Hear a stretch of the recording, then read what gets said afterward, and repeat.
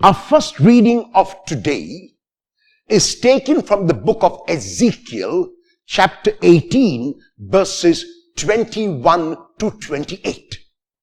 And in these verses, Ezekiel gives the example of two kinds of persons.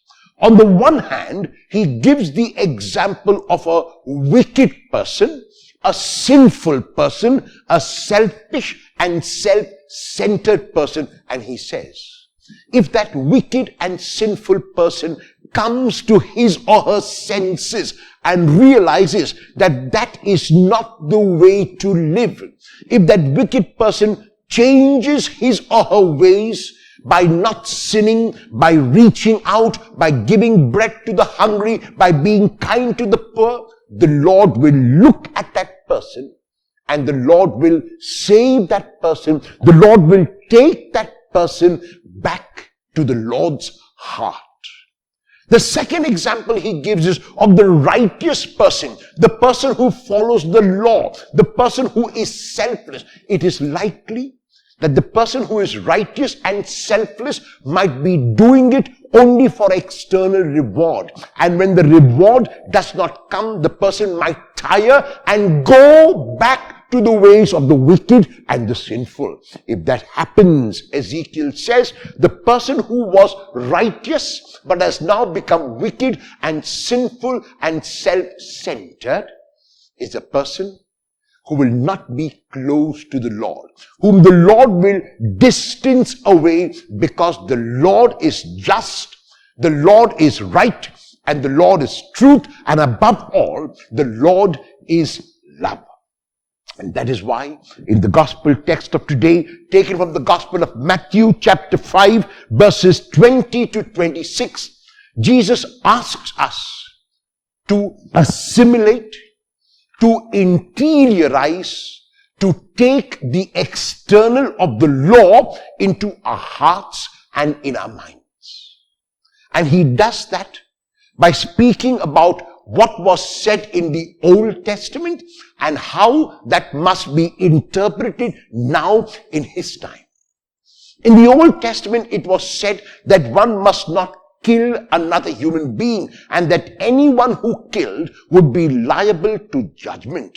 Jesus says killing is the extreme. I am telling you now that you must avoid even being angry unnecessarily.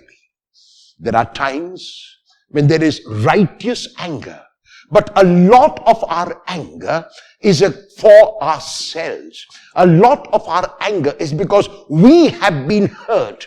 People sometimes like to give the example of Jesus going to the temple, and an incident narrated by all the four gospels. Was Jesus not angry at that time? Jesus was angry not because his personal life was affected. Jesus was angry, and it was a righteous anger, because the poor at his time were being shortchanged. The poor at his time were being subjected to injustice and oppression. That was the anger of Jesus. It was not a personal anger. It was not someone who hurt him. As a matter of fact, even when he slapped at the trial by the guards standing by, he does not respond in anger. Even when Pilate will question him and the Sanhedrin questions him, he does not respond with anger. His anger is a righteous anger. And so when Jesus asks us not to be angry, what he is saying is we must not be angry for selfish reasons. If somebody has hurt me, if somebody has betrayed me, as a matter of fact, even when Judas betrays him, even when Peter denies him, he is not angry with them because it never affected him personally. He did not reach out in anger to them. What Jesus did instead was reached out in love to Peter. He would also have reached out in love to Judas. And so he says, if our offering, if our coming for the sacrament of the Eucharist, if our making any oblation to God has to have any value, we must do it not only externally. We must be present at that oblation, at the sacrifice of the Eucharist, not only with our bodies. We must also be present with our minds.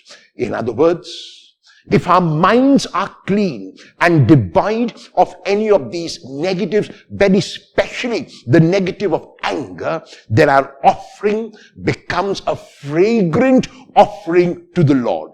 Then, as Ezekiel says, we remain like the righteous person doing what is right, because our hearts are in the right place and our hearts prompt us to do what is right. Will you focus not merely on your external actions, but also on the attitude with which you perform those external actions?